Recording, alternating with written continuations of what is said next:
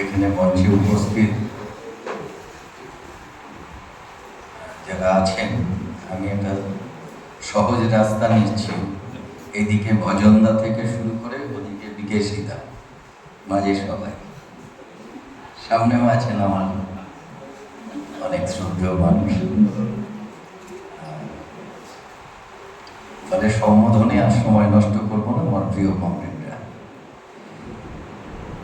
মে দিবস উদযাপন উপলক্ষে আজকের যে বিষয় রাখা হয়েছে, শ্রমজীবী মানুষের মুক্তির অর্জনের আলোকবর্তিকা, এটা একটা শাশ্বত সত্যের মতনই আমাদের কাছে উপস্থিত। শুধু আমরা মাঝে মধ্যে প্রায় প্রতি বছর একবার করে চালিয়ে নিই। এবং এবছর যখন আমরা মে দিবস করছি, আমাদের অন্যান্য অনেক ভাবনার সঙ্গে সঙ্গে একটা খুব গভীর আশঙ্কা আছে। প্রাজ্ঞরা আরো ভালো করে বলতে পারবেন, যেদিকে দেশ চলেছে এবং যেদিকে আমাদের রাজ্যকেও নিয়ে যাওয়ার একটা অত্যন্ত সচেতন প্রয়াস আছে, তাতে সামনের বছরে আমরা মে দিবস করতে পারবো কি পারবো না, তার সামনে একটা প্রশ্নবোধক চিহ্ন আছে। সেই দিকেই নিয়ে যাওয়ার একটা ডেলিভারেট ইনিশিয়েটিভ, অত্যন্ত উগ্র প্রচেষ্টা, সেটা কিন্তু বিদ্যমান রয়েছে। মে দিবসের ইতিহাসের কথা আমরা সবাই জানি। শুরুতে সভাপতি বিশ্বরূপ বলেছেন, আর বিশ্বরূপের বলার জন্যে বা আমার বলার জন্য কেউ অপেক্ষা করে দিন। এই ঘরে যারা আছেন, 8 ঘন্টা কাজ, 8 ঘন্টা বিশ্রাম, 8 ঘন্টা বিনোদন, এই দাবিতে শ্রমজীবী মানুষ লড়াই করছে। ইনফ্যাক্ট মে দিবসের আন্দোলন, যেটা আমরা 1886 সালের 1 মে, যেটা একটা লড়াই আন্দোলনের একটা অতি উচ্চ শিখরকে স্পর্শ করল, তার আগে পৃথিবীর নানা দেশে এই আন্দোলন ছড়িয়ে পড়েছে। আমাদের দেশেও 1886 সালের প্রায় 24 বছর আগে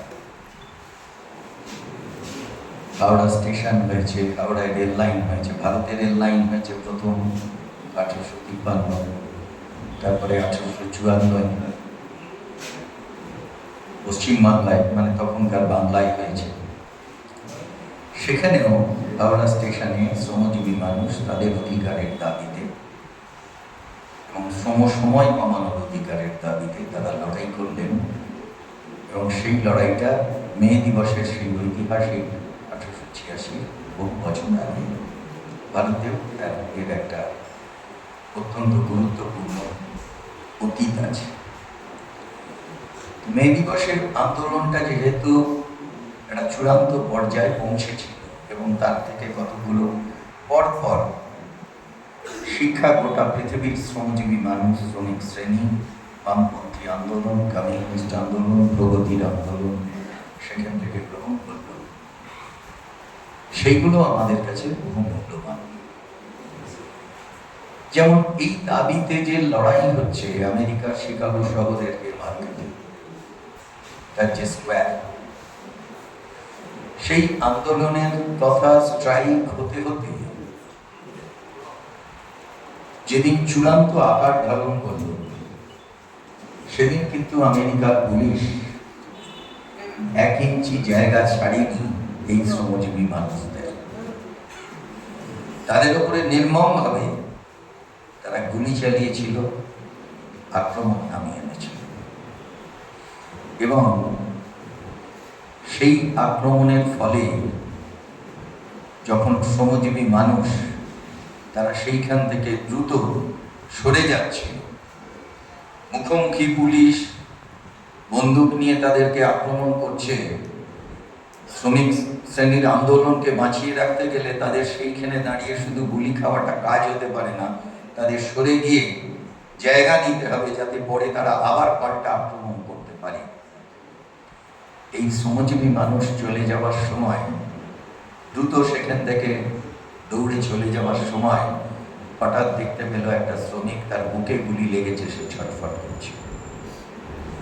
তার এই ছটফটানি দেখে অন্য শ্রমিকরা যখন তাকে চ্যাংদোলা করে নিয়ে চলে যাওয়ার চেষ্টা করছে, কোথাও গিয়ে তাকে চিকিৎসা করে বাঁচায়, সেই নাম না জানা শ্রমিকটা সেদিন বলেছিল, অস্ফুটে বলেছিল যে হাজার চেষ্টা করলেও আমাকে বাঁচাতে পারবে না, আমার পিঠটাকে ফোড় করে দিয়েছে, শুধু আমার এই রক্ত ভেজা জামাটা তোমরা নিয়ে যাও, এটাই হোক তোমাদের লড়াইয়ের নিশান। সেই থেকে শ্রমজীবী মানুষের পতাকার রং লাল, যা শ্রমিকের রক্তে লাল হয়েছে। তাই এই লাল পতাকার ইজ্জত সব সময় আমরা যারা শ্রমিক আন্দোলনের সঙ্গে যুক্ত, আমাদের দিতে হবে। প্রয়োজনে নিজের রক্ত দিয়েও এই লাল পতাকার মান আমাদের রক্ষা করা উচিত। এই দিবসের শিক্ষা। মে দিবসে যাদেরকে দোষী সাব্যস্ত করা হয়েছিল, এঙ্গেল, পার্সন্স, এদেরকে যখন দোষী সাব্যস্ত করে ঠিক করা হলো যে এদের কয়েকজনকে ফাঁসি দেওয়া হবে, একজনকে যাবজ্জীবন কারাদণ্ড দেওয়া হবে, ফাঁসি দেওয়ার আগে যখন এদের জিজ্ঞাসা করা হচ্ছে যে তোমাদের জীবনের শেষ ইচ্ছা কি, আপনারা জানেন যে ফাঁসি দেওয়ার আগে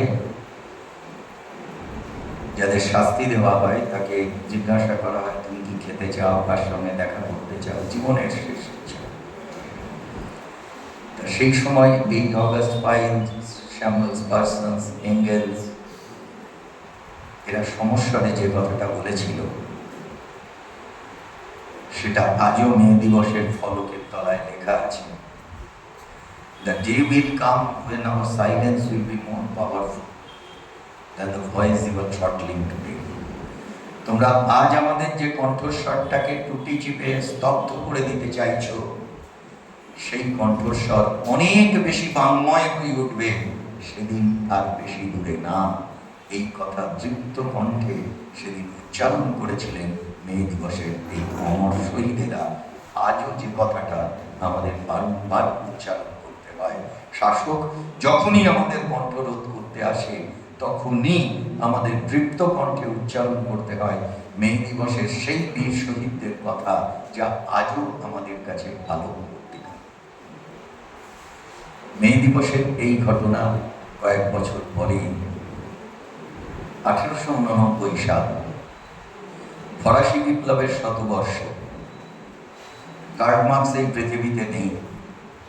ইনফ্যাক্ট মে দিবসের আন্দোলন যখন হচ্ছেন, শ্রমজীবী মানুষের ঐক্যের কথা যিনি বলেছিলেন যে workers of the world unite, দুনিয়ার শ্রমজীবী মানুষ এক হও, সেই 1848 সালের ফেব্রুয়ারি মাসে 21শে ফেব্রুয়ারি যেদিন কমিউনিস্ট ইস্তেহার আত্মপ্রকাশ করছে, তার শেষ লাইনটা ছিল দুনিয়ার মজদুর এক হও। আর এই স্লোগানের যিনি প্রধান রচয়িতা কার্ল মার্কস, তিনি 1883 সালে এই পৃথিবী থেকে বিদায় নিয়েছেন। ফলে 1886 সালে মার্কস এই পৃথিবীতে নেই। 1889 সাল ফরাসি বিপ্লবের 100 বছর। ফরাসি বিপ্লব এই পৃথিবীকে একটা নতুন পথে চলবার দিশা দেখিয়েছিল। প্রথম বুর্জোয়া গণতান্ত্রিক বিপ্লব, সাম্য, মৈত্রী, স্বাধীনতার বাণীতে আকাশ বাতাসকে উদ্ভাসিত করা হয়েছে এবং রাজতন্ত্রের পতন ঘটেছিল। সেই ফরাসি বিপ্লবের 100 বছর সেলিব্রেট করব কিভাবে, এই প্রশ্ন যখন ফ্রেডরিক এঙ্গেল সহ আরো অন্যান্য কমিউনিস্ট চিন্তকদের মাথায় আসে, তখন তারা সিদ্ধান্ত গ্রহণ করেন 1864 সালে কার্ল মার্কসের নেতৃত্বে যে আন্তর্জাতিক সংগঠন তৈরি হয়েছিল, যা প্যারি কমিউনের সময় জাগ্রত ছিল 1871 সালে, কিন্তু 72 সালে তার দিন শেষ হয়ে গেছিল। ভেতর থেকে বিশ্বাসঘাতকতা করা হয়েছিল, ভেতর থেকে তার মধ্যে এমন বীজ বপন করা হয়েছিল, সংশোধনবাদের বীজ বপন করা হয়েছিল, যাতে ভেতর থেকে ঘুণ ধরে যায়। মার্কস ভেঙে দিলেন সেই সংগঠন 1872 সালে। ফ্রেডরিক এঙ্গেলস বললেন যে যদি ফরাসি বিপ্লবকে যথাযোগ্যভাবে আমরা উদযাপন করতে চাই এবং মার্কসহীন পৃথিবীতে যদি মার্কসের শিক্ষাকে আরো প্রসারিত করতে চাই, তাহলে মাঝখানে মে দিবসের আন্দোলনকে সামনে রেখে, যে মে দিবসকে মার্কস দেখে যেতে পারেননি, অথচ 1864 সালে এই শ্রমজীবী মানুষের ঐক্যের কথা ভেবে যে আন্তর্জাতিক সংগঠন তৈরি করেছিলেন, আমরা আরেকটা আন্তর্জাতিক সংগঠন তৈরি করার মধ্য দিয়েই আমরা আমাদের অতীতের এই ল্যান্ডমার্ক মুভমেন্ট এবং অতীতের সর্বোৎকৃষ্ট দার্শনিক কার্ল মার্কসের যে অবদান, সেই অবদানকে আমরা সেলিব্রেট করতে পারি 14 জুলাই 1889 দ্বিতীয় আন্তর্জাতিক। আসলে প্রথম আন্তর্জাতিকের নাম তো আর প্রথম আন্তর্জাতিক ছিল না, আন্তর্জাতিক সংগঠন ছিল। বাড়িতে যখন কোনো পরিবারে একটা সন্তান জন্ম নেয়, প্রথম সন্তান, ছেলে হোক মেয়ে হোক, আমার কিন্তু জেন্ডার ডিফারেন্স ঐশীকে বলে দিলাম, সেইখানে তাকে আর বড় মেজ সেজ ছোট বলার কোনো ব্যাপার নেই। দ্বিতীয় কারোর অস্তিত্ব হলে তখন কাউকে বড় কাউকে ছোট বলা হয়। ফলে যখন দ্বিতীয় আন্তর্জাতিক সংগঠন তৈরি হলো, তখন তার নাম হলো দ্বিতীয়। ফলে প্রথমটাকে, আগেরটাকে ধরা হলো প্রথম আন্তর্জাতিক বলে। তো এই আন্তর্জাতিক সংগঠনের প্রথম মিটিংয়ে এঙ্গেলসের নেতৃত্বে সিদ্ধান্ত গ্রহণ করা হলো যে 1886 সালের ঐতিহাসিক শ্রমিক আন্দোলনের দিনটাকে অবজার্ভ করে 8 ঘন্টা কাজের প্রশ্ন, 8 ঘন্টা বিশ্রাম এবং 8 ঘন্টা বিনোদনের প্রশ্নকে সামনে রেখে প্রতি বছর 1 মে শ্রমিক দিবস হিসেবে গোটা পৃথিবী জুড়ে আমরা অবজার্ভ করব।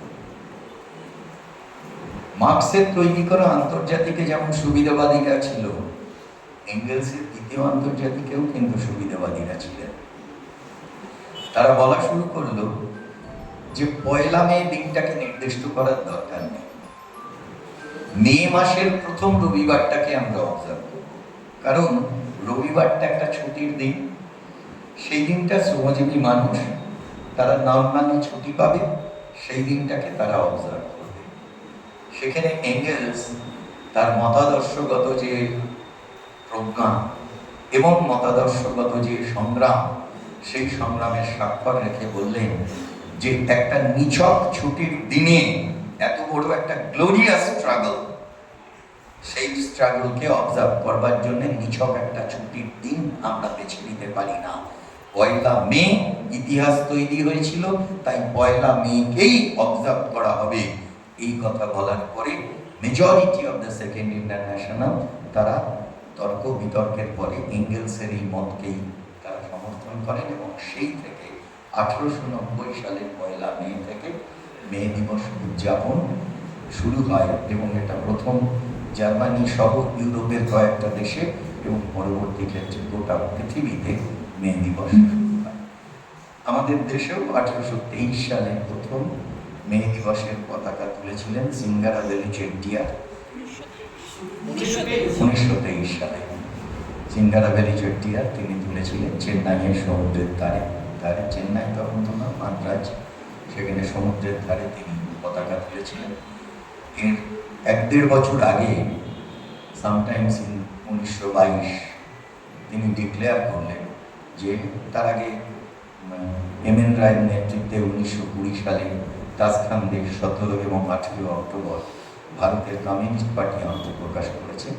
ভারতের মাটিতে চেট্টিয়ার 22 সালে ডিক্লেয়ার করলেন আমি একজন কমিউনিস্ট এবং 1923 সালের 1 মে তিনি মে দিবসের লাল পতাকাকে উত্তোলন করেছিলেন। তো এই ইতিহাসটা আমাদের কাছে গুরুত্বপূর্ণ এই কারণে যে শ্রমজীবী মানুষের লড়াই তারপরে পৃথিবীতে বহু ব্যাপক হয়েছে, বহু ধারায় বিভক্ত হয়েছে এবং সেই ধারায় বিভক্ত হতে হতে যখন 1917 সালে সমাজতান্ত্রিক বিপ্লব হচ্ছে, সেইখানে শ্রমিক শ্রেণীকে মার্কস যেভাবে ডিফাইন করেছিলেন প্রলেতারিয়েত হিসেবে যেভাবে ডিফাইন করেছিলেন, তাকে আরও কয়েক ধাপ সরাসরি বিপ্লবের সংগ্রামের অগ্রণী বাহিনী হিসেবে তাকে প্রতিষ্ঠিত করার কাজে নেতৃত্ব দিয়েছিলেন কমরেড লেনিন। ফলে মার্কস যখন রুম থেকে শ্রমিক শ্রেণীকে পাচ্ছেন, তখনই তার ঐতিহাসিক ভূমিকা, ঐতিহাসিক অবদান এবং ইতিহাসিক গুরুত্ব, শ্রমজীবী মানুষের এবং শ্রমের গুরুত্ব, সেটাকে মার্কস নির্দিষ্ট করেছিলেন।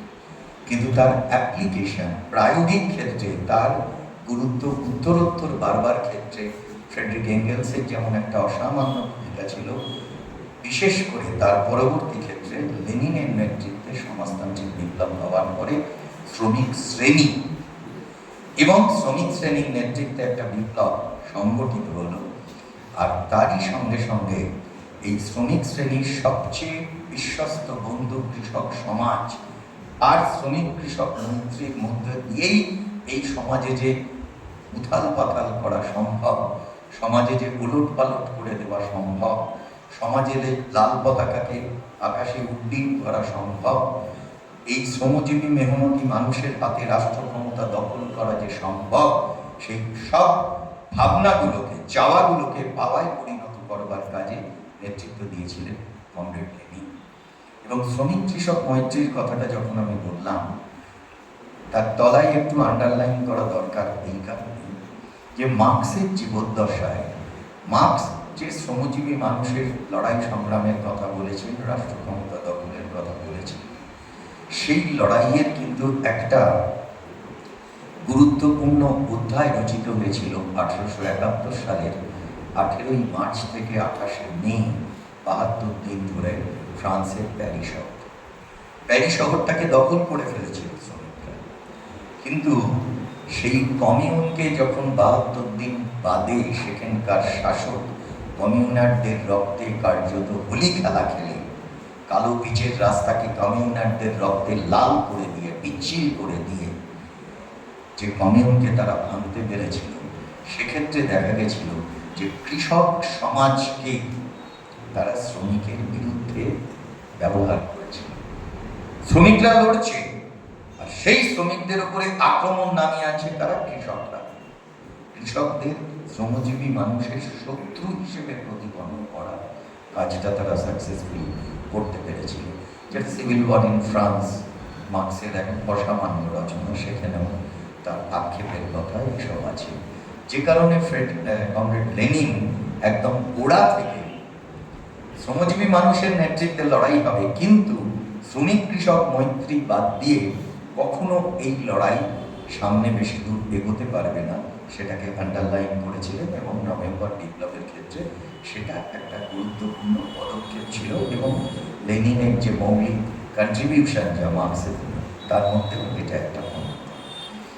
মার্কস যে শ্রমিক শ্রেণীকে কিভাবে ডিফাইন করলেন এবং পুঁজিবাদ সম্পর্কে মার্কসের যে মূল্যায়ন, তার একটা দুটো ছোট করে কথা যদি আমরা আলোচনা করি, সেটা হচ্ছে যে মার্কসই প্রথম আমাদের সামনে চোখের ঠুলিটা খুলে দিয়ে এই পৃথিবী সম্পর্কে এমন অনেকগুলো নতুন নতুন কথা শোনালেন, যে কথাগুলো আগের পৃথিবী কখনো শোনেনি। কিন্তু শোনেনি মানে কি দেখেনি তা না, দেখেছে কিন্তু দেখার মতো দেখতে পায়। কেমন? মার্কস বললেন যে এই গোটা মানব সভ্যতাটা যে তৈরি হয়েছে, এই মানব সভ্যতার পেছনে মানুষের দুটো জিনিস প্রধান অবদান হিসেবে ছিল। এক, মানুষের শ্রম, দুই, মানুষের মেধা। শ্রম আর মেধা বাদ দিয়ে মানব সভ্যতাকে তুমি ডিফাইন করতে পারবে না। ধরুন, যদি একটা প্রাচীনকালের কথা ভাবি, প্রকৃতি আমাদের গাছ দিয়েছে, গাছের ফলমূল খেয়ে আমরা বাঁচি টাচ্ছি, ওই পাটটা ছেড়ে দিই। এবারে গাছটা ধরুন কখনো ঝড়ে বা প্রাকৃতিক বিপর্যয়ে পড়ে গেল, তাহলে গাছের ওই যে কাণ্ডটা, যেটা একটা রোলারের মতো হয়ে গেছে, সেই কাণ্ডটাকে যদি আমি ঠিক করে কেটে নিতে পারি, এটা আমার মেধা বলল যে ওই কাণ্ডটা থেকে একটা গোল জিনিস বানানো যায়, যেটা পরবর্তী পৃথিবীর চাকার কনসেপ্ট। আর গাছের কাণ্ড থেকে চাকা বানানোর জন্যে আমাকে শ্রম দিতে হয়েছে। ফলে পৃথিবীর তারপরে যা কিছু সভ্যতার অগ্রগতি, মঙ্গল স্পেস এ পাঠানো থেকে পর্যন্ত যদি করেন, এই মুহূর্তের সর্বাধুনিক যা বিজ্ঞানের আবিষ্কার যদি বলেন, তার পেছনে আছে মেধা আর শ্রম। মার্কস এইখানে দেখালেন যে শ্রম ছাড়া পৃথিবীর আর কোনো অগ্রগতি সম্ভব ছিল না। ফলে শ্রম হচ্ছে একটা বেসিক জিনিস, যে জায়গাটা বাদ দিলে কখনো মানব সভ্যতার অগ্রগতি সম্ভব না। আমি কি কথাটা বলতে পারলাম ঠিক করে? মার্কস তো বুঝিয়েছে, আমি কি বলতে পেরেছি?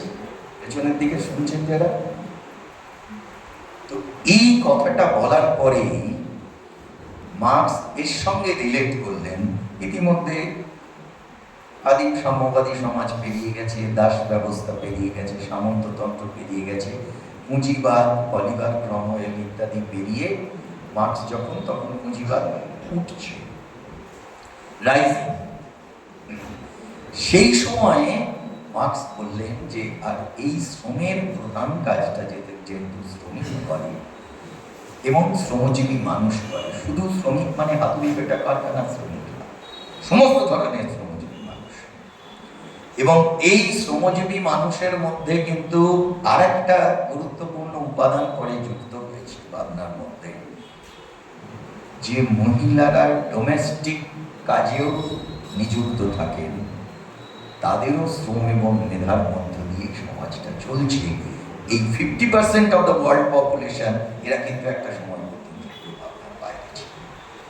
ফলে এই সমস্ত শ্রম যুক্ত না হলে আজকের সভ্যতা, তার অস্তিত্ব সম্ভব না। ফলে শ্রম হচ্ছে মানব সভ্যতার একটা বেসিক ইনগ্রেডিয়েন্ট, বেসিক উপাদান, যেটা ছাড়া মানব সভ্যতা এক কদম এগোতে পারবে না। আজকে ধরুন এত আধুনিক যুগ, যদি কালকে এমন কোনো ঘটনা ঘটে গোটা পৃথিবীতে প্রলয় হয়ে পৃথিবী বন্ধ হয়ে গেল, মানে শেষ হয়ে গেল, আবার যদি সেই পৃথিবীতে কিছু মানুষ জন্মায়, তাহলে পৃথিবীর যাত্রা যদি তাদের শুরু করতে হয়, তাহলে তাদের শ্রম এবং মেধা দিয়েই শুরু করতে হবে। বিরাট বিরাট কয়েকজন অফিসার, ডিএসপি, জেনারেল ম্যানেজার দিয়ে কিন্তু যাত্রা শুরু করা যাবে না। একদম বেসিক জায়গায় শ্রম দিয়ে শ্রমজীবী মানুষ শ্রম করবে, তার থেকেই শ্রমিক শ্রেণীর উদ্ভব, সেইখান থেকেই যাত্রা শুরু করতে হবে, নইলে পৃথিবীর এগোনোর আর কোনো পথ নেই। এই বেসিক জায়গাটা আমাদের চোখে আঙুল দিয়ে যিনি দেখিয়ে দিয়েছিলেন তিনি কার্ল মার্কস, অবশ্যই সঙ্গে ফ্রেডরিক এঙ্গেলস। তাহলে সমাজের এই যে কুড়গোল লুকিয়ে থাকা সত্যটা, শ্রমের মধ্যে দিয়ে সমাজ এগিয়েছে, পৃথিবী কিন্তু দেখেছে, সবাই দেখেছে। অন্যদের দেখার থেকে মার্কসের দেখার তফাৎটা কোথায়?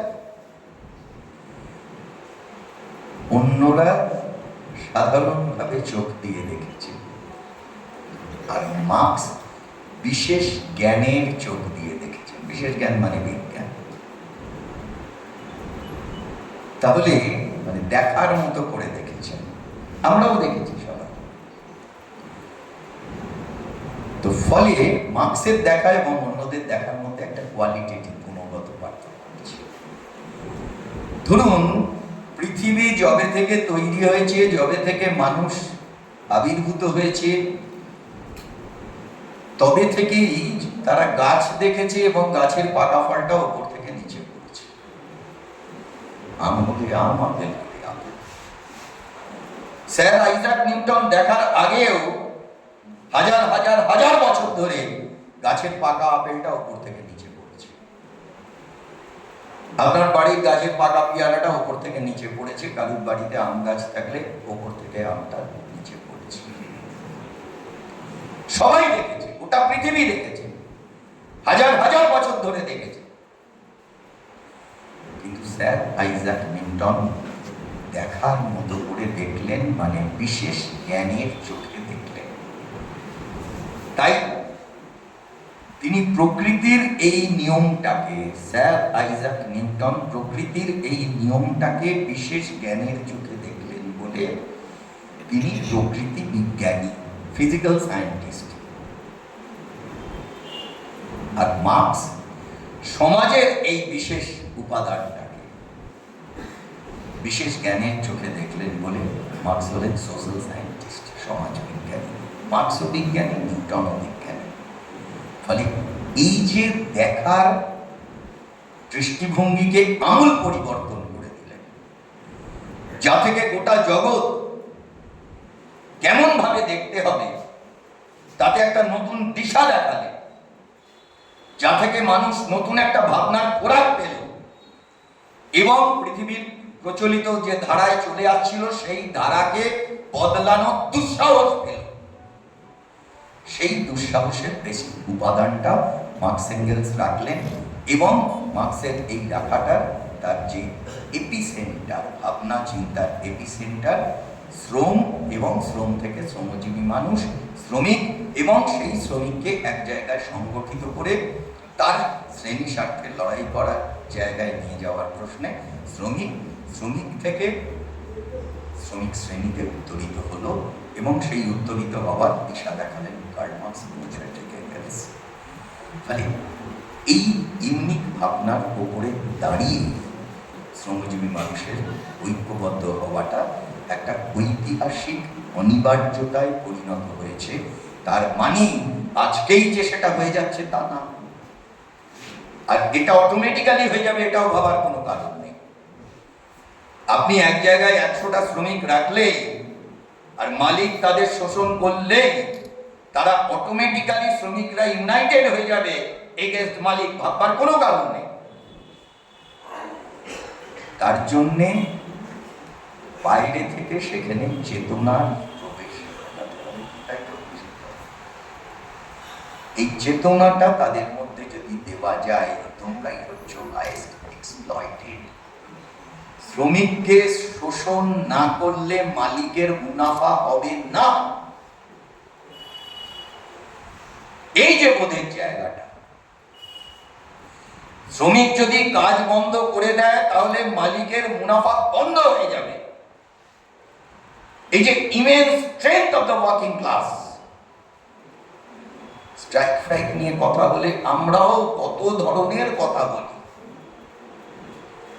মানে পড়তে পড়তে মধ্যবিত্ত সুলভ ভাবনার ফলে আমরা গোটা ভাবনাটাকে যে ডিরেকশনে নিয়ে যাওয়ার কথা সেইখানে 5টা 6টা লেয়ার করে দিচ্ছি, দিয়ে শ্রমিক আন্দোলনকে ক্ষতিগ্রস্ত করছি। আর শ্রমিক আন্দোলন ক্ষতিগ্রস্ত হওয়া মানে পিপলস মুভমেন্ট ক্ষতিগ্রস্ত হওয়া, মানুষের আন্দোলন ক্ষতিগ্রস্ত হওয়া।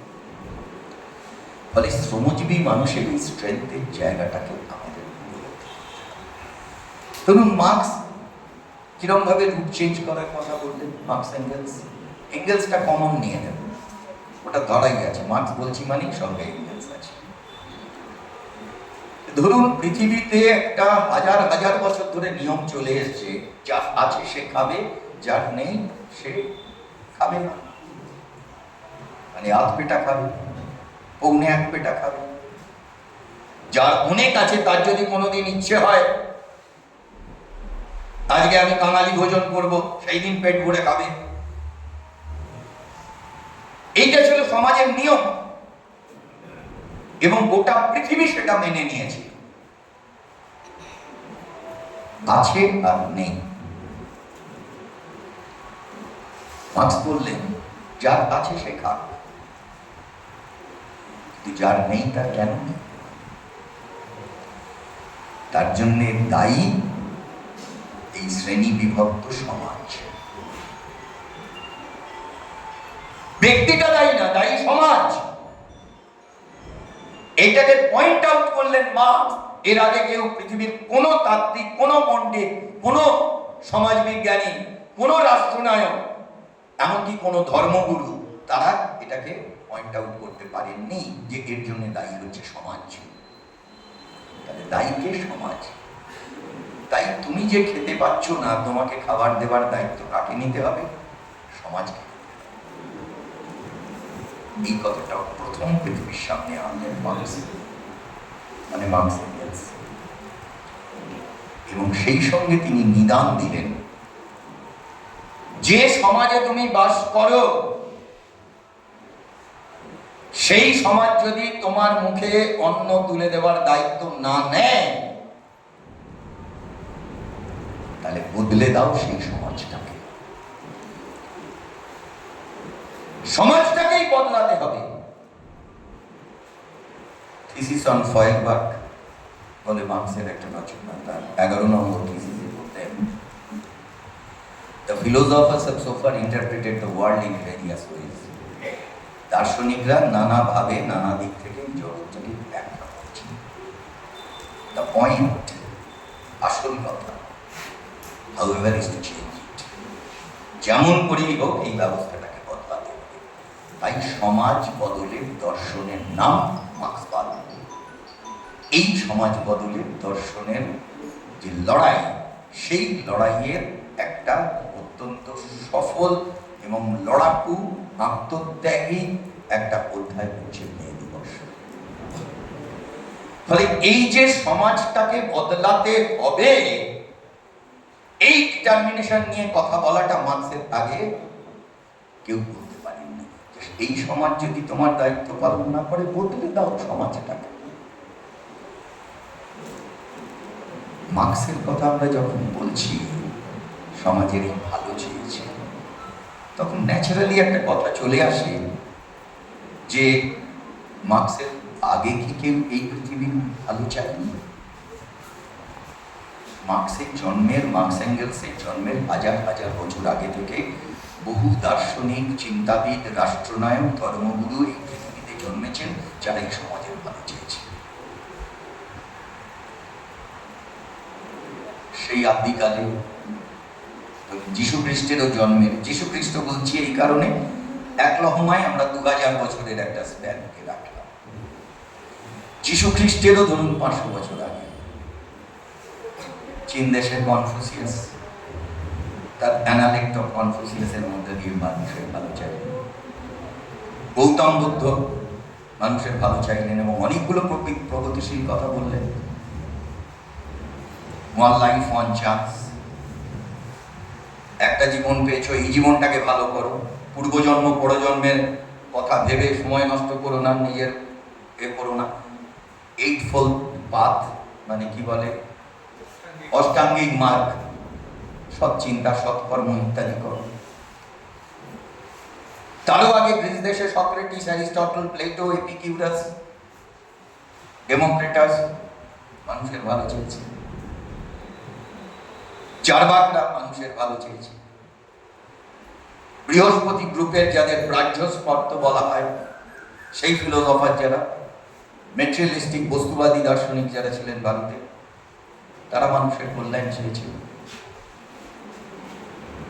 খোদ যীশু খ্রিস্ট চেয়েছেন, গৌতম বুদ্ধ আগেই বলেছেন, হযরত মুহাম্মদ চেয়েছেন, মানুষের ভালো চেয়েছেন।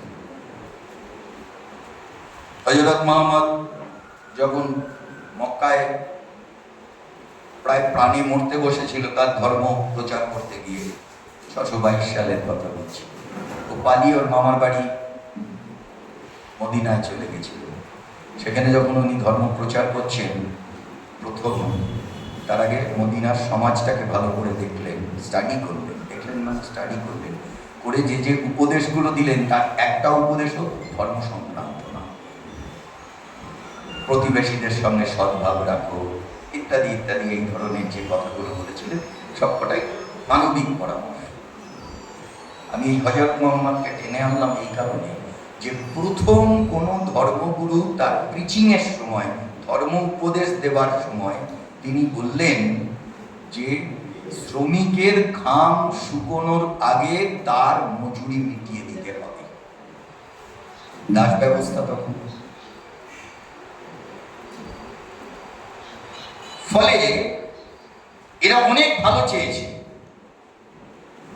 যীশু খ্রিস্টদের অনেক পরে যদি চলে আসি, মার্ক্সের 200, 300, 400 বছর আগে টমাস মুর ইউটোপিয়ান সোশ্যালিজমের যিনি জনক ছিলেন, চার্লস ফুরিয়ে, রবার্ট পেন, হেগেল, ফয়েরবার্গ, মার্ক্সের আগে সবাই সমাজের ভালো চেয়েছে।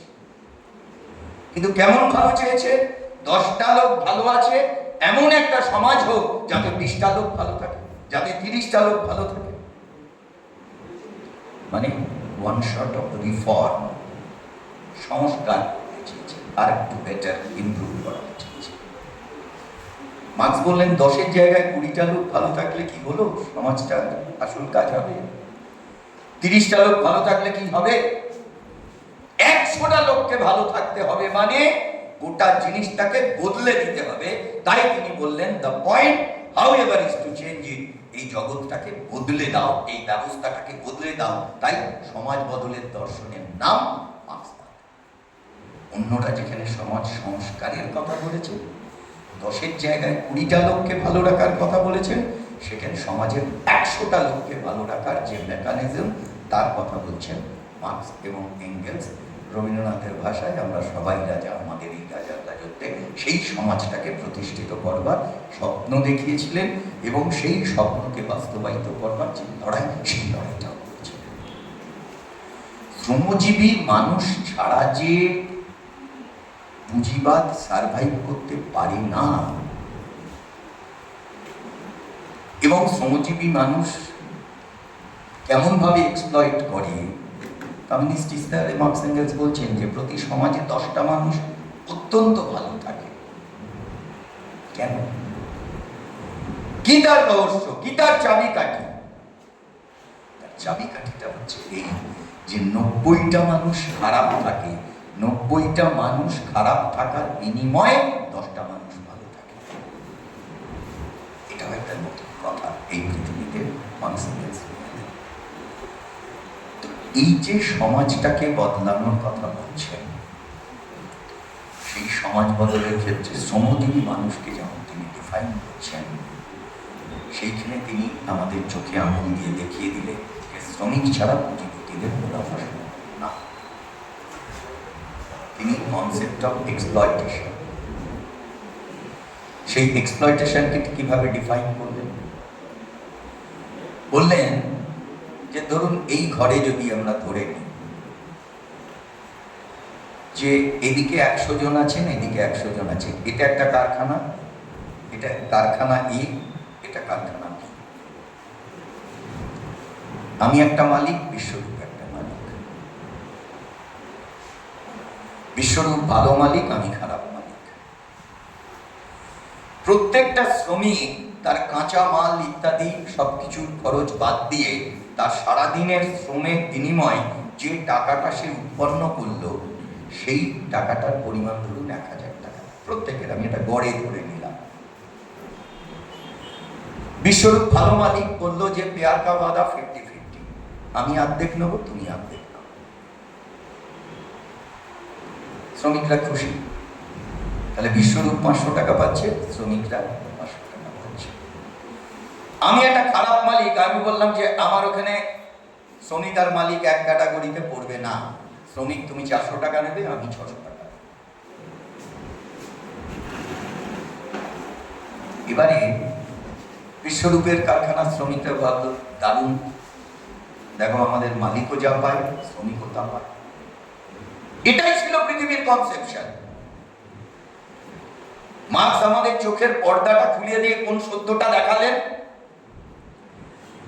বললেন বিশ্বরূপের কারখানা শ্রমিকরা যখন কুটার বাজার করে বাড়ি যাচ্ছে, বিশ্বরূপ টেবিলে বসে আছে, প্রত্যেকে 500 টাকা করে রাখাবার পরে শেষ শ্রমিকটা 100তম শ্রমিকটা যখন বেরিয়ে গেল, তখন বাইরে বেরোনো 100টা শ্রমিকেরই পকেটে 500 টাকা করে আছে, যা নিয়ে সে কোনো ক্রমে তার দিন চালানোর, সংসার চালানোর মতো বাজার টাজার করে বাড়ি নিয়ে যেতে পারবে। আর 100 জনের রেখে যাওয়া 500 টাকার ফলে বিশ্বরূপ বুক ফুলিয়ে 50,000 টাকা নিয়ে বাড়ি যাবে। ফলে 50,000 টাকা পাওয়া মালিক আর 500 টাকা পাওয়া শ্রমিক কখনো এক ক্যাটাগরি হতে পারে না। ও হচ্ছে এক্সপ্লয়টার, মানে যে শোষণ করছে, আর এরা হচ্ছে এক্সপ্লয়েটেড, যারা শোষিত হচ্ছে। এইটা শ্রেণী দৃষ্টিভঙ্গি। ওরা হলো শোষক, শোষক শ্রেণী বিশ্বরূপ, আর এরা হলো শোষিত শ্রেণী। এইটাকে মানুষের সামনে চোখে আঙুল দিয়ে দেখালেন মার্কস। আমি কি বলতে পারলাম? তাহলে এই যে বাড়তি টাকাটা ও যে পেল, এইটা শ্রমিকরা তাদের অতিরিক্ত 500 টাকা যেটা তাদের শ্রমের বিনিময়ে আর্ন করেছে, করে দিয়ে গেল, ওটাই হচ্ছে উদ্বৃত্ত মূল্য। এই উদ্বৃত্ত মূল্যটা এখানে জমা পড়লো, তারপর তার থেকে ও কাঁচামাল কিনবে, এটা কিনবে, ওটা কিনবে, ঠিক আছে, কিন্তু বাকিটা হচ্ছে তার প্রফিট। তাহলে 500 টাকা পাওয়া শ্রমিক আর 50,000 টাকা পাওয়া মালিক যে কখনো বন্ধু হতে পারে না। শ্রেণী সংগ্রাম জরুরি। এই ইনএভিটেবিলিটি অফ ক্লাস স্ট্রাগল, শ্রেণী সংগ্রামের অনিবার্যতা। যদি একটা আনইভেন তল থাকে, মাটিটা যদি উঁচু থেকে নিচু থাকে, তাহলে জল সবসময় উপর থেকে যে নিচের দিকে আসবে, বয়ে যাবে। তেমনি এই সমাজে যদি আনইভেননেস থাকে, অসমতা থাকে, তাহলে সেইখানে শ্রেণী সংগ্রাম হবে, এটা অনিবার্য। রবীন্দ্রনাথের ভাষায়, যারে তুমি নিচে ফেলো সে তোমাদের বাজে বেরিয়ে নিচে, পশ্চাতে রেখেছো যারে সে তোমাদের পশ্চাতে টানছে। এটাকেই মার্কস কমিউনিস্ট ইস্তেহারে বলেছিলেন, the history of all hitherto existing society is the history of class struggles. আজও পর্যন্ত সমস্ত সমাজের ইতিহাস হলো শ্রেণী সংগ্রামের ইতিহাস। আচ্ছা, ধরুন মালিক যে শোষণ করে এবং শ্রমিক যে শোষিত হয়, এইটা তো বিশ্বরূপের কারখানাটার উদাহরণ দিয়ে আমি নিশ্চয়ই বলতে পেরেছি, বলা গেছে। তাহলে আমি আবার আমাকে একটা খারাপ মালিক হিসেবে কেন সাইড করলাম? তার কারণ, আমার কারখানার শেষ শ্রমিকটা যখন বেরিয়ে যায়, তখন তাদের প্রত্যেকের পকেটে 400 টাকা, আর আমার টেবিলের সামনে মজুদ হয় 60,000 টাকা। তার মানে শ্রমিক যত কাঁদে, মালিক তত হাসে। তাই এই রিলেশনটা অ্যান্টাগনিস্টিক হতে বাধ্য। অ্যান্টাগনিস্টিকের বাংলাটা কি বলবো? বৈরিতামূলক। বৈরিতামূলক হতে বাধ্য। এটা কোনো একটা প্রেম ভালোবাসার সম্পর্ক না, হরিং নাম খাবলা খাবলা না। এই জিনিসটা গোটা পৃথিবীর সামনে সর্বপ্রথম দেখালেন মার্কস। এবং এইটা যে কতটা অনিবার্য পুঁজিবাদের জন্য শ্রমজীবী মানুষের অস্তিত্বটা যে কত গুরুত্বপূর্ণ, পৃথিবীর আর এক দিকপাল নোবেল লরিয়েট পুঁজিবাদী অর্থনীতিবিদ, যার নাম জন মেনার্ড কেনস। আমি কি বোর করছি? সেই কেনস 1929-30 যখন গোটা বিশ্বতে, 1929-30 বিংশ শতাব্দী, যখন আর্থিক মন্দা, সেই সময় কিভাবে এই পৃথিবীটাকে বাঁচাবো, কিভাবে পুঁজিবাদ বাঁচবে, যখন টন টন গম জাহাজে করে নিয়ে গিয়ে মাঝ সমুদ্রে আটলান্টিকের মাঝখানে ফেলে দেওয়া হচ্ছে, সেই সময় কেনসের কাছে পরামর্শ চাওয়া হয়েছিল কি করে এই পৃথিবীতে পুঁজিবাদকে বাঁচানো যায়। কেনস যে প্রেসক্রিপশনটা দিয়েছিলেন, বললেন যে পুঁজিবাদকে যদি বাঁচাতে চাও তাহলে শ্রমিককে বাঁচাও। বললো তোমরা তো কারখানা বন্ধ করে দিচ্ছ, শ্রমিক না খেতে পেয়ে মরছে, ওই কাজ করলে হবে না। বললো তাহলে শ্রমিককে কাজ দেবো কি করে? যা প্রোডাকশন করি তারই তো মার্কেট নেই, বাজার তো বন্ধ হয়ে গেছে। বললো আজকে বন্ধ হয়েছে, কাল না হলে পরশু, না হলে কোনো একদিন মার্কেট আবার সচল হবে। তাই ততদিন শ্রমিককে বাঁচিয়ে রাখতে হবে। কিভাবে বাঁচাবো? বললেন ঠিক যখন তোমার কারখানার হুটার দিয়ে বাজিয়ে তুমি শ্রমিকদের এক জায়গায় ডাকো, কারখানায় ডাকো, অর্থাৎ শুরুর যে হুটার বাজে, ঠিক সেই সময় তাদেরকে কারখানার সামনে অ্যাসেম্বল করো। তারপরে তোমার কারখানার নিয়ারেস্ট সবচেয়ে বড় যে মাঠটা আছে, সেই মাঠে তাদের নিয়ে যাও। সেই মাঠে গিয়ে তাদেরকে বলো যে মাটি কেটে সেখানে পুকুর তৈরি করতে, আর প্রতিদিন এই পুকুর তৈরির জন্য তারা যে পরিশ্রম করবে তার জন্য তাদেরকে বেতন দাও, দিয়ে তাদেরকে বাঁচিয়ে দাও। বললো ঠিক আছে, 7 দিন 10 দিন 15 দিন 1 মাস 2 মাস বাদে তো পুকুর তৈরি হয়েই যাবে। তারপরে তাদের কি কাজ দেব? আবার আর একটা মাঠে নিয়ে যাব?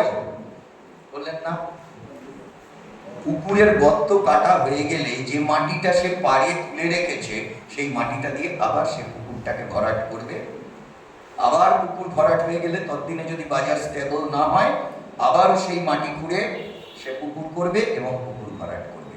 কেন্সের একটা থিওরি আছে, dig the earth and fill the earth. মাটি খুঁড়ে গর্ত করো, আবার মাটি দিয়ে গর্ত পরিষ্কার করো। কারণ শ্রমিক শ্রেণীর এক্সিস্টেন্স রাখতে হবে, কারণ শ্রমিক শ্রেণী যদি না থাকে পুঁজিপতির জন্য উদ্বৃত্ত মূল্য আর কেউ তৈরি করবে না শ্রমজীবী মানুষ ছাড়া। এইটাই হচ্ছে শ্রমিক শ্রেণীর গুরুত্ব। মার্ক্স শুধু বলে যাননি, এমনকি পুঁজিবাদী অর্থনীতিবিদ কেইন্সকেও সেই কথা বলতে হলো এবং শ্রমজীবী মানুষকে বাঁচানোর নিদান দিয়েই আরো অনেক ঘটনা ঘটেছিল, বিশ্বযুদ্ধ পর্যন্ত হয়েছিল, তার মধ্যে দিয়ে পুঁজিবাদটা সম্পর্কে বেরিয়ে আসে। ফলে এই জায়গাটা আমাদের কাছে সবচেয়ে গুরুত্বপূর্ণ যে শ্রমজীবী মানুষের গুরুত্বটা কি। সাধারণভাবে শ্রমজীবী মানুষ খুব অর্গানাইজড তা না, শ্রমজীবী মানুষ খুব চেতনা সম্পন্ন তা না, কিন্তু যদি শ্রমজীবী মানুষকে তুমি সুরটা ধরিয়ে দিতে পারো যে এইটা তোমার পজিশন, এইটা তোমার ঐতিহাসিক গুরুত্ব, তোমার এই অস্তিত্ব ছাড়া এই সিস্টেমটা চলবে না, তাহলে কিন্তু সে বেঁধে বেঁধে থাকবে এবং তাকে তুমি শ্রেণী হিসেবে তোমার সংগ্রামে পাবে, যে শ্রেণী সংগ্রামের অগ্রণী বাহিনী হিসেবে লড়াইয়ের সামনে সারিতে থাকবে। সেই কাজটা লাল পতাকা। এই জিনিসটাই আমাদের সামনে চোখে আগুন দিয়ে দেখিয়েছে এবং শ্রমিক শ্রেণীর সঙ্গে সঙ্গে তিনি এই কথা বলেছেন। অনেক সময় এই কথা এসেছে, এই শ্রমিক থাকবে না, এই হবে ওই হবে, নানান আধুনিক বিষয়। ওটা তো তার যে কথা যেটা আমাদের শেখালেন মার্কস এঙ্গেলস, লেনিন, যতদিন পৃথিবীতে পুঁজিবাদ থাকবে, পুঁজিবাদের ফলেই এই শ্রমিক শ্রেণীর উৎপত্তি হয়েছে, ততদিন পর্যন্ত শ্রমিক শ্রেণীকে থাকতেই হবে, এটা আর একটা অনিবার্য। শ্রমিক শ্রেণীকে নানাভাবে এক্সপ্লয়েট করবার জন্য নানা ছল চাতুরি করা হয়। মার্কস ক্যাপিটালে বলছে, অনেক উপমা ব্যবহার করতে। আপনারা দান্তের ওই গল্পটা হয়তো জানেন, ডিভাইন কমেডি, ডিভাইনা কমেডিয়া। ইটালির লেখক ছিলেন মোনাকো। বলছে দান্তে বিয়াত্রিসেকে ভালোবাসতো, বিয়াত্রিসে মারা গেছে, ফলে সেই বিয়াত্রিসের সঙ্গে দেখা করার জন্য ও স্বর্গে চলে গেছে। যে খুঁজে বেড়াচ্ছে কোথায় বিয়াত্রিসে আছে। সেখানে গিয়ে আর এক মহাকবি ভার্জিলের সঙ্গে দেখা যাচ্ছে, ও সেটার মধ্যে আমি যাচ্ছি। সেইখানে ও যখন বিয়াত্রিসেকে খুঁজে বেড়াচ্ছে, তখন ওকে নিয়ে এক সাধু তাকে বলছে স্বর্গে, ওই গল্প অনুযায়ী বলছে, তুমি ভাবছো বিয়াত্রিসে এখানে আছে, আসলে তুমি বিয়াত্রিসেকে খুঁজে পাবে না, কারণ তুমি মর্তের লোক আর স্বর্গে চলে এসেছে। মার্কস এই গল্পটা টেনে বলছেন, পুঁজিপতিরা অনেক সময় বলে আমার গোটা কোম্পানির শেয়ার তো আমি শ্রমিকদের দিয়ে দিয়েছি, মানে শ্রমিকরাই হচ্ছে মালিক। এই বছর 15 আগে টাটাদের কোম্পানি সম্পর্কে মাঝে একবার এই কথাটা শোনা গেল যে আমার সব শেয়ার তো আমার যারা ওয়ার্কার রয়েছে তাদের মধ্যে ডিস্ট্রিবিউট করা আছে। বললেন ওই 32-এ তুমি ভাবছো আছে, কিন্তু আসলে নেই। এমনি বলছে যে তুমি ওই মালিকের টাকাটা, যে অংশটা শেয়ার তোমার পাওয়ার কথা, তুমি ভাবছো মালিকের মিষ্টি মিষ্টি কথা শুনে তোমার পকেটে আছে, পকেটে হাত দিয়ে দেখো ওই টাকাটা নেই। এই যে এটা যে ইন রিয়ালিটি থাকে না, এটা পুঁজিবাদের একটা ভাঁওতা, শ্রমজীবী মানুষকে ঠকানো, সেটাকে পরিষ্কার করে দিলেন মার্কস। ওই ক্যাপিটালেই মার্কস আর এক জায়গায় বলছেন, তিনি একটা ডিজে ডানিং বলে এক ভদ্রলোক, শ্রমজীবী মানুষের হয়ে তিনি লেখালেখি করতেন। পুঁজিবাদের কদর্যতাকে ব্যাখ্যা করতে গিয়ে তিনি বলছেন যে পুঁজিবাদ কত কদর্য। ডানিংটা পরে আসছে, বললো পুঁজিবাদের মাথা থেকে পা পর্যন্ত রক্ত আর পুঁজ চুইয়ে চুইয়ে পড়ছে, blood and dirt dripping from the head to toe, চুইয়ে চুইয়ে পড়ছে। এই যে কদর্য চেহারা, এটাই হচ্ছে পুঁজিবাদ। এবারে উনি ডানিংকে কোট করে বলছেন, ডানিং এক জায়গায় বোঝানোর জন্য একটা গল্পের মতো করে বলেছিলেন, বললো পুঁজি কখন আগ্রহ বোধ করে কোথাও টাকা ইনভেস্ট করার জন্য? বললো যেখানে 10% প্রফিট হবে, পুঁজি সঙ্গে সঙ্গে আগ্রহ। যদি 20% প্রফিট জানে, তাহলে তার আগ্রহ আরো বেড়ে যাবে। 50% প্রফিট হবে জানলে সে লাফাতে লাফাতে চলে যাবে। সে যদি বুঝে 100 টাকা ইনভেস্ট করলে 100 টাকা লাভ, মানে 10% আমার প্রফিট, তাহলে সে চূড়ান্ত আগ্রাসী হয়ে ওঠে, অ্যাগ্রেসিভ। মেরে ধরে জমিটা নিতে হবে, একটা বুড়ির জমি আছে, সেই বুড়িকে বললো, খুনের হুমকি দিল, নাহলে বললো ঠিক আছে তোমাকে একটা মাসোয়ারা করে দিচ্ছি, অ্যাট এনি কস্ট পাড়ার অ্যান্টি সোশ্যাল লাগিয়ে আগ্রাসী হয়ে উঠলো, সেইটা তাকে পেতে হবে। আর যদি সে জানে যে 300% প্রফিট হতে পারে, তাহলে পৃথিবীর হেন অপরাধ নেই যা সে করতে পারে না।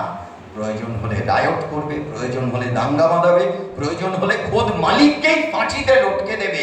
এইটা হচ্ছে কদর্য চেহারা অফ ক্যাপিটালিজম। পুঁজিবাদের এই দগদগে ঘাড়ে ভরা এই কদর্য চেহারাটা সমাজের সামনে তুলে ধরেছিলেন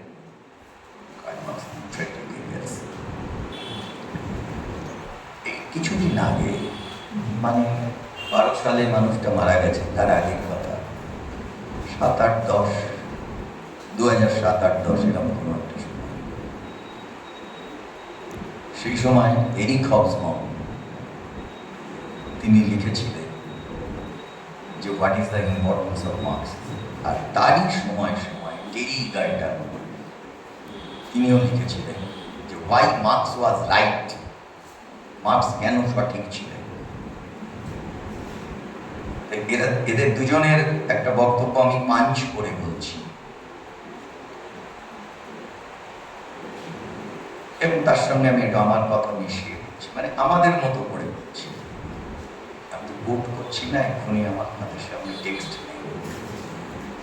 যে ধরুন মাঝে মধ্যেই পুঁজিবাদ চিৎকার করে, ওদের যে আন্তর্জাতিক খ্যাতি সম্পন্ন পুঁজিপতিদের যে কাগজগুলো আছে, new York Times, foreign affair, সেগুলো মাঝে মধ্যেই ওরা প্রবন্ধ লেখে, কাভার পেজ তৈরি করে যে socialism is dead, Marxism is dead, মার্ক্সবাদ মৃত।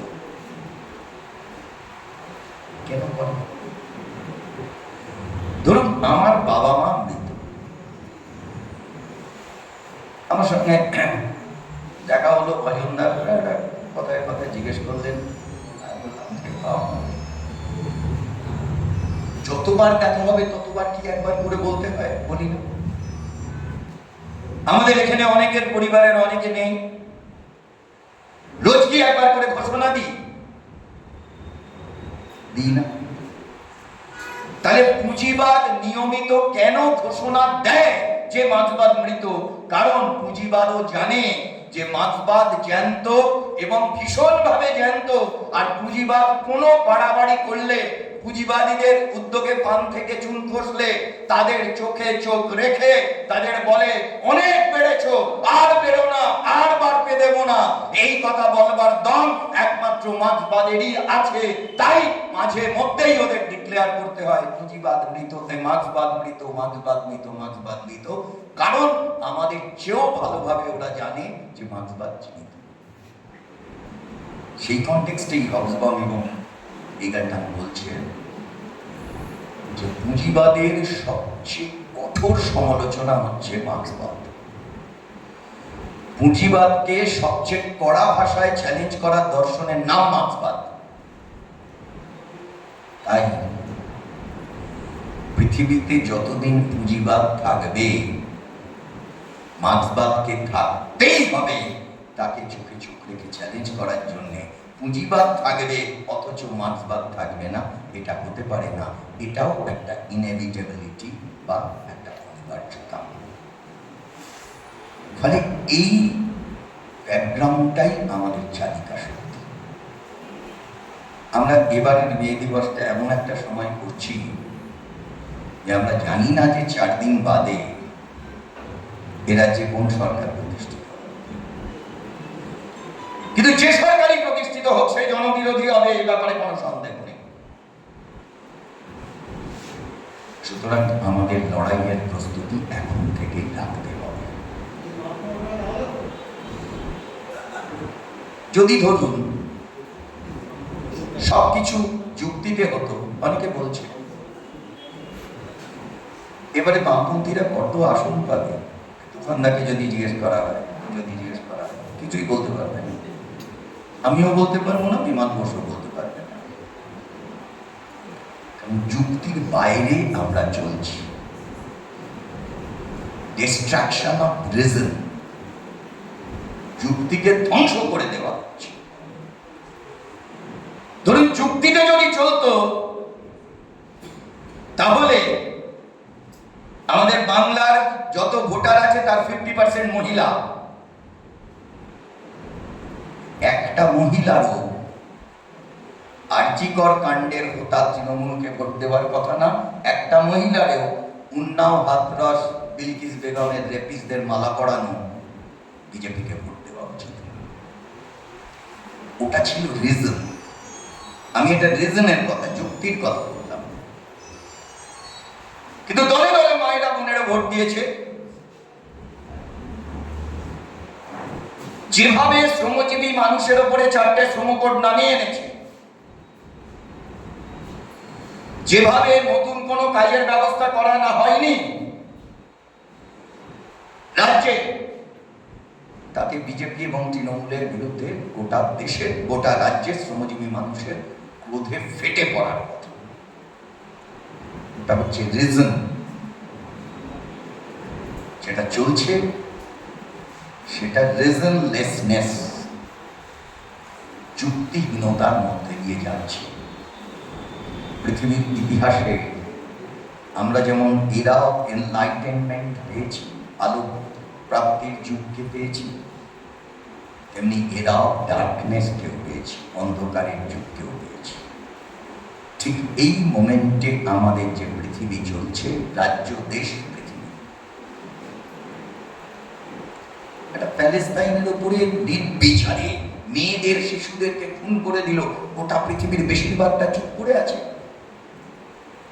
ওয়ার্ল্ড পপুলেশনের কত পার্সেন্ট ক্ষোভে ফেটে ফেলেছে। আপনি বিরাট মিছিল করেছেন, হতে পারে সিআইটিউ বিরাট মিছিল করেছে, লাল পতাকা বিরাট মিছিল করেছে, তাও আমাদের দেশের পপুলেশনের কত পার্সেন্ট? গোটা পৃথিবীর 700 কোটি মানুষ, তার কত পার্সেন্ট করেছে? নিও ফ্যাসিস্ট একটা পথ ধরে চলছে, গোটা পৃথিবী চলার চেষ্টা করছে, মেজরিটি অফ দ্য গ্লোব। আমেরিকার রাষ্ট্রপতি মনে করছেন যে আমি আমেরিকার রাষ্ট্রপতি না, গোটা পৃথিবীর রাষ্ট্রপতি। চার্লি চ্যাপলিনের যে সিনেমাটা আমরা দেখেছিলাম, গ্রেট ডিক্টেটর, গ্লোবটাকে আঙুলে ঘোরাচ্ছে হিটলার, মানে গ্লোবটার মালিক আমি। ঠিক সেই দিকে, আর তার দাবিদারি করছে আমাদের প্রধানমন্ত্রী, আর সেই নীতি অনুসরণ করে চলছে আমাদের রাজ্য। ফলে রিজনলেসনেসটা হচ্ছে আজকের সবচেয়ে বড় অসুখ। মমতা ব্যানার্জি মিটিংয়ে বলেন না যে এগিয়ে বাংলা, এমনি তার নারী নির্যাতন, অমুক তমুক, এসবগুলো রোজ আপনারা বলেছেন। এই মিটিংয়ে, এই ইলেকশনের মিটিং করতে গিয়েও বলেছেন। আমি মে দিবসের প্রোগ্রামে সেটা বলবো। আমি 2-3টে স্ট্যাটিস্টিক্স আপনাদের মনে করিয়ে দিচ্ছি, সহজ স্ট্যাটিস্টিক্স। আমাদের দেশের নর্থ ইস্টের এবং আর বাকি কয়েকটা ছোট ছোট রাজ্য বাদ দিয়ে 21টা রাজ্যকে নিয়ে কিছু পরিসংখ্যান করা হয়েছে, নেওয়া হয়েছে। তাতে দেখা যাচ্ছে যে 21টা রাজ্যের মধ্যে ইনকাম বাংলার মানুষ কত আয় করে, তাতে আমাদের পজিশন 15, ইনকামে আমরা 15, 21-এর মধ্যে 15। মমতা ব্যানার্জি বলেছেন এগিয়ে বাংলা। যে ভাবুন তো, আমাদের বাড়ির ছেলে বা মেয়ে একটা ক্লাসে পড়ে যেখানে 21টা ছেলে মেয়ে আছে, ছেলে বা মেয়ে এসে বলল যে বাবা আমি 21-এর মধ্যে 15 হয়েছি, আমি কিন্তু এগিয়ে আছি, আপনি কি বলবেন? বাবা দারুণ, খুব এগিয়ে আছিস, কিরে বেশি বলা যায় না? 21-এ 15 বলে এই জন্য বলা যায়। আয়ের দিক থেকে আমরা, ইনকামের দিক থেকে 21-এ 15, ব্যয়ের দিক থেকে আমরা 21-এ 14, আর কর্ম পরিস্থিতি মানে কাজ পাচ্ছে কত লোক, তাতে আমরা 21-এ 16। কতটা পেছনের দিকে দেখুন। আর তার চেয়েও খারাপ অবস্থা, মাথা পিছু আয় যে বেড়েছে, যেহেতু সময়ের সঙ্গে সঙ্গে কিছু কিছু আয় বেড়েছে, তা নিয়ে আমাদের দেশের 10টা প্রধান রাজ্যকে নিয়ে একটা হিসেব করা হয়েছিল। সেই 10টা প্রধান রাজ্যের মধ্যে আমরা 9 নম্বরে, আমরা একজনকেই সাকসেসফুলি ওভারটেক করতে পেরেছি। মমতা ব্যানার্জির সাকসেস হচ্ছে এই যে তিনি উত্তরপ্রদেশের যোগী আদিত্যনাথকে ওভারটেক করতে পেরেছেন। ওর পার ক্যাপিটাল ইনক্রিজ সেটা হচ্ছে এর উপরে 10তম। এইটা আমাদের রাজ্যের পরিস্থিতি। ধরুন 1991 সালে নিউলিবারাল ইকোনমি নেওয়ার পর থেকেই কতগুলো সিস্টেম আমাদের দেশে ঘেঁটে গেছে, বাংলারও ঘেঁটে গেছে। যত লোক বাইরে থেকে আমাদের রাজ্যে কাজ করতে আসতো, আর আমাদের রাজ্যের যত লোক দেশের অন্য রাজ্যে বা বিদেশে কাজ করতে যেত, এই রেশিওটা 1991 সাল থেকে নিয়ে একজন গবেষণা করেছেন। সেই গবেষকের নাম হচ্ছে, গবেষকের নামটা কি, অভিজিৎ মিস্ত্রি। ইকোনমিক অ্যান্ড পলিটিক্যাল উইকলিতে লেখাটা বেরিয়েছে, migrate workers from West Bengal since 1991 থেকে 2008। বলছে 91 থেকে 2001 যা এসছে তাই গেছে, ইনফ্লো এবং আউটফ্লো সেম। কিন্তু 2001 থেকে 2011 আমাদের খারাপ হয়েছে। যত লোক এসছে তার চেয়ে 98,328 জন বেশি গেছে, মানে প্রায় 1 লাখ লোক তারা গেছে। আর 11 থেকে 18-র মধ্যে 10 বছর না, ওই কটা বছরে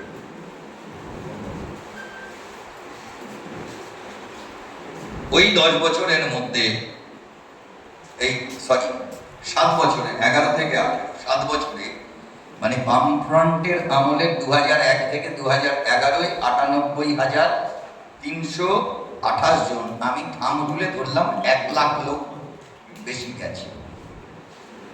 আর এই 7 বছরে, মমতা ব্যানার্জির 7 বছরে 11,07,068 জন গেছে। 11 টাইমস বেড়ে গেছে 7 বছরে, 10 বছরে না।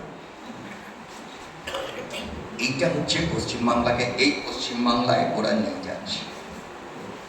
ফলে আমাদের যে জিনিসটাকে মাথায় রাখতে হবে, যে বাংলাকে যে সর্বনাশের দিকে নিয়ে গেছে, সেখানে বিজেপি এলে সর্বনাশের মাত্রা আর হয়। এবং আর একটা কথা মাথায় রাখা দরকার, যে তৃণমূল তার কোনো নির্দিষ্ট ইডিওলজি নেই। লুম্পেন, পয়সা খাওয়া, এটা ওটা সেটা তার মধ্যেই চলছে। কিন্তু বিজেপির একটা ধ্বংসাত্মক, ডিস্ট্রাকটিভ, ফ্যানাটিক ইডিওলজি আছে, ধ্বংসাত্মক ধর্মান্ধ মতাদর্শ আছে। যদি কোনোভাবে বিজেপি ক্ষমতায় আসে, তার মানে তৃণমূলের লুম্পেন বাহিনীর মেজরিটিটা সেইখানে গিয়ে যুক্ত হবে। তার মানে তৃণমূলের লুম্পেন প্লাস বিজেপি আরএসএস এর ফ্যানাটিক ইডিওলজি যদি দুটো যুক্ত হয়, একটা it will be a deadly combination, একটা মারাত্মক ভয়ঙ্কর কম্বিনেশন হবে। লাল পতাকা যাদের, তাদের তার প্রস্তুতি রাখতে হবে। আমি এটা ভয় দেখানোর জন্য বলছি না, লড়াইয়ের প্রস্তুতি আমাদের রাখতে হবে। কাল কি হবে সেটা যদি আজকে ভাবতে না পারি, তার মানে লাল পতাকা কাঁধে নেওয়ার আমার যোগ্যতা নেই। আমি মে দিবসের উত্তরসূরিদের রক্ত আমার শিরা ধমনীতে আমি বয়ে নিয়ে চলি না, তাদের উত্তরাধিকার বহন করবার যোগ্যতা আমাদের নেই। এই কথা আমাদের মাথায় রাখতে হবে। তাই প্রস্তুতি এখন থেকেই নিতে হবে, মনকে তৈরি রাখতে হবে। এই সময়ের বিপদ মানে কি? কেউ বলবেন তৃণমূল বিপদ, কেউ বলবে বিজেপি বিপদ। কিন্তু আমাদের যে কথাটা বলতে হবে এবং যে কথা অনুযায়ী কাজ করতে হবে তা হলো এই সময়ের সবচেয়ে বড় বিপদ, বিপদকে না বোঝার বিপদ। তৃণমূল জনগণের কাছে কোথায় বিপদ, জনগণের মেজরিটি সেটা খেয়াল করছে না। বিজেপি মানুষের জন্য কোথায় বিপদ, মানুষের একটা বড় অংশ সেটা খেয়াল করছেন না। তাই বিপদকে না বোঝার বিপদটাই আমাদের সামনে সবচেয়ে বড় বিপদ। মার্ক্সের একটা কথা বলে শেষ করব, যে কথা জ্যোতি বোস বারবার মনে করিয়ে দিতেন। 18th ব্রুমেয়ার অফ লুই বোনাপার্টে মার্ক্স বলছিলেন যে মানুষই ইতিহাস তৈরি করে। কিন্তু তার মানে মানুষ সবসময় তার নিজের শ্রেণীর স্বার্থে ইতিহাস তৈরি করেন না, বা তার কাঙ্ক্ষিত পথে ইতিহাস গড়ে তুলতে পারেন না। বহু সময় ভিকটিম অফ দ্য সার্কামস্টান্সেস, পরিস্থিতির শিকার হয়ে সে এমন ইতিহাস তৈরি করে যে ইতিহাস তার নিজেরই কবর খুঁড়ে দেয়। মুসলিনের ক্ষেত্রে তাই হয়েছে, মানুষ ভোট দিয়ে ওকে এনেছে। হিটলার তাই হয়েছে, জাপানে তোজো তাই হয়েছে, স্পেনে ফ্র্যাঙ্কো তাই হয়েছে, আমাদের দেশে নরেন্দ্র মোদী তাই হয়েছে, আমাদের রাজ্যে মমতা ব্যানার্জি তাই হয়েছে। তাই বিপদকে না বোঝার বিপদ কাটানোর যে লড়াই, সেই লড়াই করতে গেলে মতাদর্শের শান দিয়ে লাল পতাকাটাকে ঊর্ধ্বে তুলে ধরে বুকের মধ্যে সেই মতাদর্শের আগুন জ্বালিয়েই এই বিপদকে মোকাবিলা করতে হবে। যখন পুঁজিবাদের ঘনঘটা গোটা পৃথিবীতে, সেই সময় দাঁড়িয়ে মার্ক্স বলেছেন, আজ না হলে কাল এই পুঁজিবাদের শেষ হবে, এই অবস্থার অবসান হবে, শ্রমিক শ্রেণী ঐক্যবদ্ধ হবে।